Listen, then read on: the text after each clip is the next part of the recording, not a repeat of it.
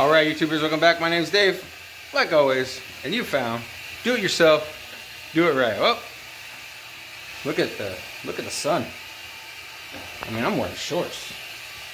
It's December, and I'm in Georgia, and well, you know, there's my blue bike. You know, just had her running for a little bit. It runs like crap, needs a carburetor, you know, needs the carburetors cleaned, I should say. But today's video is about the scooter. I'm on my phone. They want me to get the scooter running. We got a 15-year-old girl that wants to go back and forth to work on a scooter. And let's be honest, her brother wants to ride it too. So I got the scooter. I got minimal tools right there. So I'm gonna pull the carburetor out. Little bitty, teeny weeny carburetor. And gonna try to clean it, get this thing back up and running so the kids can, you know, scoot around to school, to work, to wherever they want to go. So let's do it again.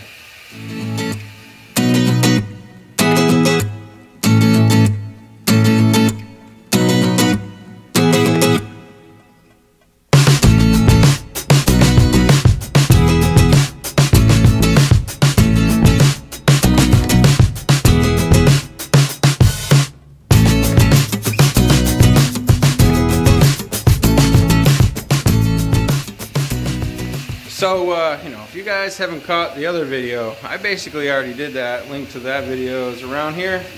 I've already done this before. I'm going to do it again. Super simple, easy. You got to take this, you know, this seat thing off. There's some number 10 down in there. You got to get that off, and then, you know, I'll show you the carburetor. Once I get all that stuff, once I get this thing out, oh, you also got to take these off here. You know, so let's go ahead and start the disassembly. All right, so I got the seat off, tube out. I'm literally working with Fisher-Price tools here, pretty much. You know, this is the Home Depot. I think they give this to you when you go and do those little workshop things, but it works. Carburetor down here. You can see right here, if I can, there we go. This is kind of hard doing this on my phone and not my GoPro, but I didn't bring my GoPro because I didn't think I was going to be doing any kind of, you know, video type shit. So carburetor is held on with a number 8mm. I actually found one in a little toolbox that I left down here. You got to get the throttle linkage out. This guy here is the throttle linkage. It just screws out with your fingers. So you just screw it off, you know, turn it, you know, lifty-loosey, righty-tighty, counterclockwise. It's fun because, you know, all these little lines and stuff are in the way. So, yeah, this is probably the hardest part. And then the other thing that you have to do is, I believe you got to take this air box off, or I'm going to take the air box off. Just to clean that out in there. I apologize for the, you know, that sound. That's the, you know, that's the washing machine. Got to do some laundry. So, yeah, you're gonna hear that. That's not the scooter running just yet. So I disconnected the fuel line, and there's nothing coming out. So, you know, that's a good sign that there's no gas in it. I did, you know, put my mouth on it, my sphincter muscle, and this sphincter muscle blew back, and you know, heard a little bit of bubbling, but not enough to get any gas out of it because, you know, it's empty. So of course it's not going to run without any gas. And then I got the old throttle linkage out, which is, you know, dry because again there's no gas. You know, plenty of oil. See the oil tank? Got all that oil in there.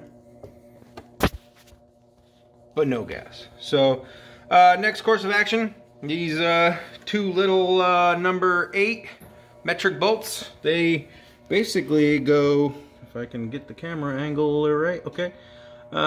These bolts go all the way through. They hold the manifold, you know, that's the intake manifold. all the way to the carburetor. You gotta get this spacer out of there. Be careful when you take the spacer out, because there are O-rings on that spacer. It makes a good seal. So try not to damage that, okay? Try not to damage that part. Don't just go all ham on it. Just, you know, nice and easy. Pull it out, nice and easy. That's what she says. All right, so, you know, you get those 2 bolts out, and just like that, you know, the little baby carburetor comes out. I forgot to mention this little electrical connector right there. You know, it hooks up down here, blue and yellow wire right there. So mine is zip tied to the frame. You know, just you know, be careful. Mine is crusty, like really crusty to the point to where the little locking mechanism is about to break off. That's how crusty this one is. And then you know, I'm just gonna go ahead and, you know, get my workbench out, which is gonna be a little toilet chair over there probably, and take this thing apart. Basically, I just got to take these 2 screws off the bottom of the bowl and try to not stab myself again, getting these hoses off, and just disassemble this carburetor to see, you know, see if it's all varnished up, which I'm sure it is, because it's just been sitting. So you know, that's what happens with these little guys. They get varnished up, and you know. So let's dig in. You know, like bon appetit. You know, this is the meat and potatoes. So when you know, you get your carburetor on your shower chair bench, you know, doubles as both. When you take those 2 screws out, this is what it's going to look like in there. You got your float, you got your seat. This one actually is pretty clean, surprisingly. I was expecting to see a whole bunch of varnish, gunk, you name it, up in there, because it's been sitting. But I'm guessing that they ran it out of gas, and that really helps, because when you run out of gas, there's no gas to varnish, and you know, it keeps these pretty clean. I can actually see right straight down through that jet, that main jet. So you know, I got 99 problems. But that main jet ain't one. So I'm gonna go ahead and disassemble, make sure that the emulsifier tube and everything else that's in here is nice and clean. So you know, let's keep going. All right, so you know, got the main jet out, this little guy here. Oh, and look at that, you can see through it. You can see this. Oh, look at that, you can see through it. So we know that's not the problem. We're gonna throw that in the bowl. The bowl. So we know that's not a problem. Then I pulled out the emulsifier tube, and once again, you can see right through it. And then, you know, make sure you can see through these little baby holes. I don't know if you can see it or not, but I can see through them, so that's all that counts. And we're gonna throw that in there. And then I pulled out the secondary jet, and that's a little weedy, teeny tiny hole in there. And let me tell you, I can barely see any daylight through there. Now it is a teeny tiny hole, but I should be able to see more daylight than that. So, pro tip coming up, stay tuned, ready, here we go. I bought some O'Reilly's carb and choke cleaner right here. Make sure you get the one with the straw, because we're going to be using that. You know, pro tip, take the top, the little black top, fill it full of the cleaner, and then just dunk your you know, your clogged up jets in there. You know, it saves on the rest of this. You know, some of you might be saying, well, why don't you just fill up the carburetor bowl? Well, the carburetor bowl is this big, the top is that big, the jets are this big, so you can use less carburetor cleaner. Just throw it in there like so, if you can see it, and just let it soak while you're pulling the rest of it apart. Just let them soak. You know, hopefully we can blow them loose with our, you know, our wind. So continuing on, I'm going to pull the float, I'm going to pull the seat. Look at that. Make sure that's in good working order, and we're just gonna keep pulling it apart. All right, one last thing before I start blowing holes. That didn't come out right. But when you're looking at this seat, See the little black tip? Just the tip. Now you got to make sure that that black tip doesn't have any stuff on it, because that's what keeps the seat from seating properly and turning the gas on, turning the gas off. If it doesn't turn the gas off, it's just going to run out the carburetor, which this has done that in the past. So you got to make sure that that tip, if you can, where'd it go? There it is. There it is. The tip of that little thing, it's rubber. You got to make sure that it's clean. You know, that's pro tip. See what I did there? Number 2.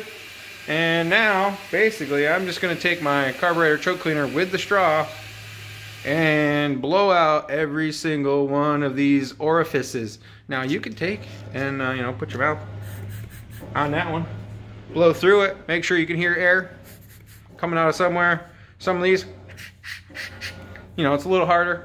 And you also got to make sure you get these, you know, those passages right there in here. Those are important, muy importante, and those are important because that's where you're getting your air mixture for your carburetor, because that's what a carburetor does. It mixes the air and the fuel, atomizes, throws it in the carburetor, or throws it into the intake, throws it into the cylinder, squish, bang, boom, you got power, the thing runs the way it's supposed to, and very important. So, you know, start blowing your holes properly with your carb cleaner, and, you know, I wish I had somewhere to sit, not on my bench, but let's go ahead and do that.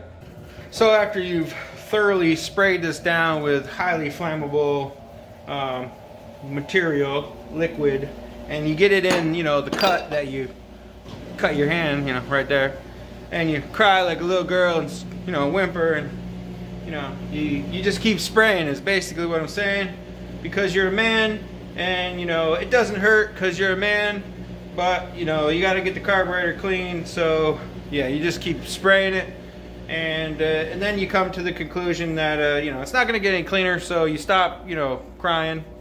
So now it's time to put this thing all back together. Pretty you know, just reverse order. You know, you just put the emulsifier tube in. Well, first of all, we got to make sure that our emulsifier tube is clean. But I'm going to put the well, not the emulsifier tube, I should say secondary jet. I'm going to put the emulsifier tube and the main jet back in. I'm going to put the float in. I'm going to get all the good stuff that's clean in first, and then I'm going to go back to that secondary jet and make sure that that is clean. So let's put it all back together. Yep, you know, it's getting there. It's kind of clean. You know, I wish I had 3 hands for not so obvious reasons, but you know, you take your jet, you know, this seems to be like the perfect size, and you stick it in there. You know, you take the straw and you just let it rip, tater chip, and it just blows it out. You know, blows it out. And yeah, now we put it back in. So it's basically what I do. I blow things out and put it back in, and you know, that's what makes the world go round. So yep, I'm gonna put this back together. Put the well, I can show you. Look, I already got the float on. I already got the main jet in, and you know, I sprayed it some more because why not? And you know, I'm gonna put this in, put the bowl back on it. This you know, in all seriousness, that O-ring does not look very good, and unfortunately I do not have any Vaseline. I might dip my finger in the oil tank and get some oil to lube up that that O-ring. And, you know, it's kind of rough, so you know, we're gonna try to make do.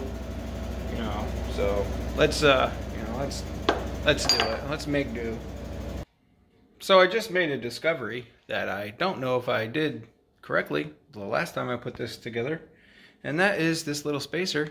The O-ring on this spacer goes towards the manifold, but you can flip it upside down, and if you flip it upside down, it doesn't mate up to the carburetor properly, and it kind of chokes it off. So on my spacer, you can see that it has a little cutout here, this little mil mark, whatever you like to call it, that has to go up. So, you know, if you're doing this, make sure you pay attention, because I'm pretty certain I had it the other way last time. It still ran, so, you know, but make sure you get the full, you know, the full flowage of the air and the gas to the engine. So, you know, make sure you got that the right way. And I got the carburetor down in there, and I'm going to put the bolts in it, feed this thing some gas, and see if I can get it to start. The battery is on boil because it's dead, because they didn't keep it running. Alright, so got the fuel line hooked up, got the carburetor in, got the bolts in, they're tightened down, got the old electrical connector plugged in. She's crispy. Like I said, it's already broke basically in my hand. So we're ready to go. I took the rubber boot off the carburetor. It's down there. I'll put it on once I get this thing rolling. You know, here we go. We got lightage on the dash. The actual gas gauge is, the gas gauge is working. Would you look at that? We got power, starter. Let's see what she does. Oh man, dang nabbit, this is where I need the third hand. I can't hold my phone and push the button at the same time. So let me try it with my knee. Holy moly, look at that, I just kicked right off. Oh boy. Headlight's working. That's a good thing. You always gotta have a headlight. Oh.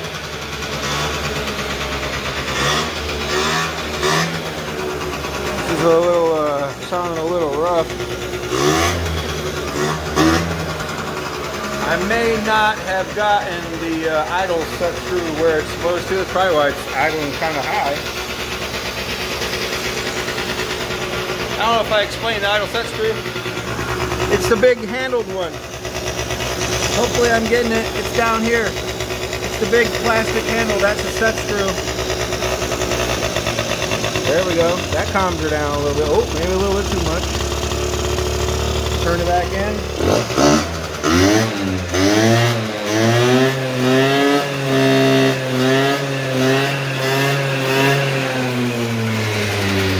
This thing has always ran pretty good. It's just you got to keep it going. You know, you can't let them sit.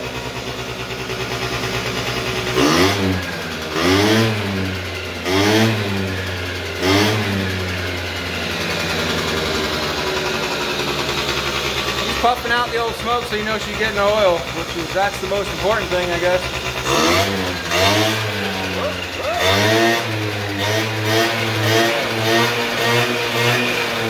Oh yeah, two-stroke definitely needs the oil. You definitely got to make sure that your oil is working. Otherwise, she's going to be locked up tighter than Alcatraz once it gets hot. So, I'm going to throw the seat back in. I'm not going to do the right thing and bolt it down yet. I'm just going to throw the seat in so I can have somewhere to put my behind. And I'm going to take this thing for a roll, for a spin, for a rock around the neighborhood. Let's go have some fun. Whew, that blew my hair back. You know, I can feel it. Yeah, it's dangerous in the state that it is right now. Those tires are, you know, they need air. Let's just put it that way. I got to go ahead and put the air filter stuff back on it, bolt everything down, but hopefully it's good to go. I'm gonna let that battery boil just a little bit longer, you know, just for shits and giggles. It was a new battery about a year ago, so it, you know, it should hold charge. But yeah, I think that's gonna do it for this, you know, scooter, getting it back going. She's a runner, I'm telling you. For 49 cc's, this little girl with my big butt on it will do 45 miles an hour, no problem. So with Moses and Nanduk on it, it should do about 50. You know, so that's gonna do it for this video. If you like this kind of stuff, my girlfriend's scooter, I should say, you know, give me a like, share, you know, tag, do all that good stuff. Like, tag, share, follow, subscribe the channel. Of course, I need to do more scooter stuff, but the problem is the scooter is down here. Oh, FedEx, look at FedEx. FedEx is making a delivery. So yeah, like, share, follow, subscribe, and until next time, like always, thanks a lot.